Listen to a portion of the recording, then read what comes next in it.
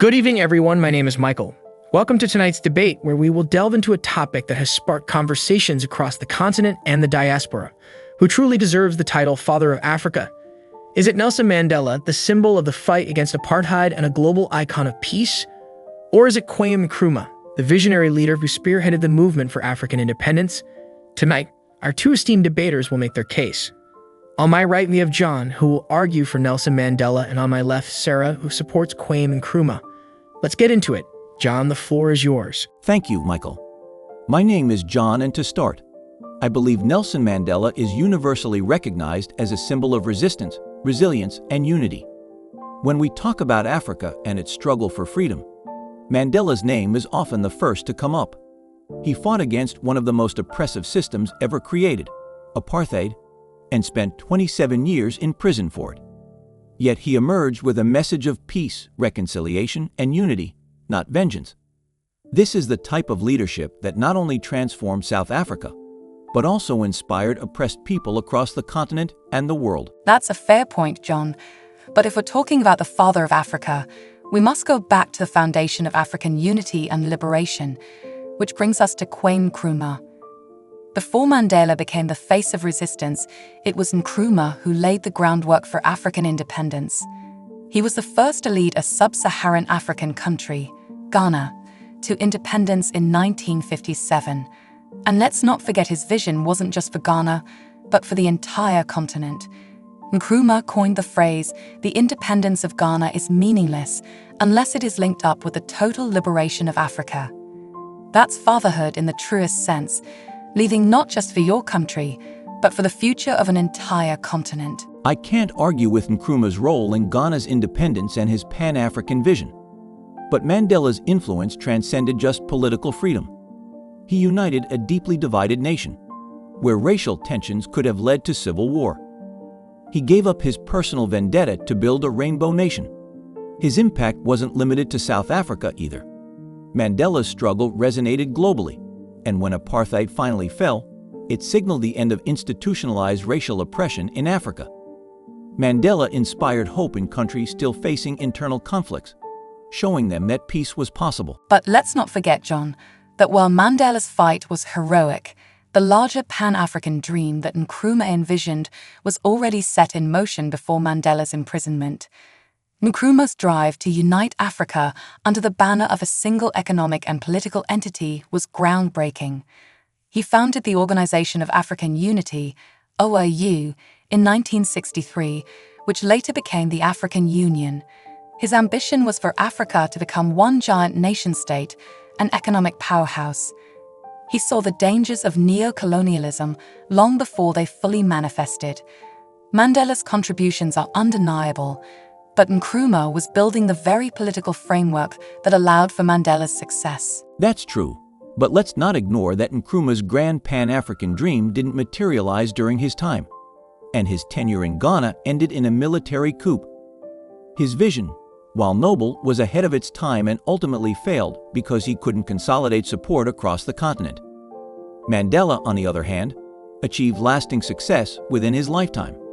He became president, and under his leadership, South Africa transitioned into a democratic state. He achieved political stability where others might have failed. Yes, Nkrumah faced challenges, but failure doesn't erase vision. The African Union that exists today is still built on Nkrumah's ideals.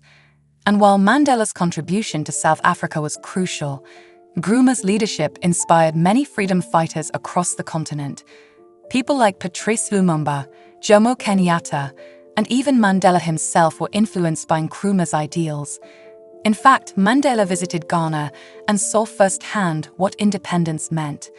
Nkrumah lit the flame of African freedom and unity. Influence and vision are one thing, Sarah, but Mandela showed us what effective leadership looks like in practice. After 27 years in prison, he didn't just talk about freedom, he enacted it. Mandela's approach to forgiveness and nation-building transcended politics. He took a country on the brink of civil war and turned it into one of Africa's strongest democracies. And this wasn't just a South African achievement. Mandela became a symbol of peaceful resistance worldwide. That level of global impact is hard to match. Global impact, yes, but remember, Mandela's rise to prominence happened in the shadow of the work that leaders like Nkrumah had done to free the continent from colonial rule. Nkrumah was dreaming of a United States of Africa long before Mandela's political career began. He was a revolutionary thinker who understood the global economic system and how it oppressed African nations. His ideas about neo-colonialism and economic independence are still relevant today. If we're talking about the title Father of Africa, it should go to the one who laid the ideological foundation for the continent's liberation.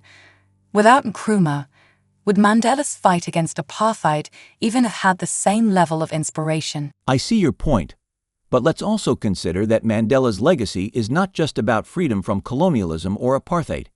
It's about reconciliation. After decades of division, he united not only black and white South Africans, but also inspired a movement toward peaceful transitions of power across the continent. This is where Mandela surpasses Nkrumah. He showed that it's possible to achieve freedom without bloodshed, without civil wars, and with a strong focus on human rights. Nkrumah's vision was indeed grand, but it lacked the practical execution that Mandela mastered. Execution in one country, John. Mandela's success, while monumental, was largely confined to South Africa. Nkrumah's vision encompassed all of Africa and beyond. His Pan-African ideals encouraged cooperation between nations, a vision that lives on in the African Union. He was ahead of his time, and even though some of his ideas didn't come to fruition during his lifetime, his blueprint for a united Africa still influences leaders today. The Father of Africa should be the one who thought not just about his nation, but the future of an entire continent. I don't disagree that Nkrumah had a grand vision, but what truly defines a father is the ability to nurture and see something through to success. Mandela didn't just talk about freedom. He lived it, fought for it, and achieved it. His personal sacrifice, his ability to forgive, and his peaceful approach make him a role model not just for Africa, but for the world. That, in my opinion, is what earns him the title of Father of Africa. And I still maintain that Nkrumah's legacy, his far-reaching vision, and his early leadership in Africa's independence movements solidify his claim to that title. He may not have lived to see the full fruition of his dream, but he planted the seeds for Africa's liberation. His contribution to African unity and independence is unmatched, and for that, he should be recognized as the true Father of Africa. Thank you, John and Sarah, for a thought-provoking debate. Clearly, both Nelson Mandela and Kwame Nkrumah have left indelible marks on Africa's history. They embody different leadership styles, visions, and strategies for the continent's freedom and unity. As for who truly deserves the title Father of Africa, perhaps that is a question each of us must decide for ourselves. Listeners and viewers, what's your take on this subject? Who should be crowned as the Father of African liberation?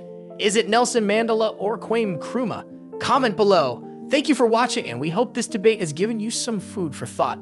Follow for more insightful discussions and debates. Good night.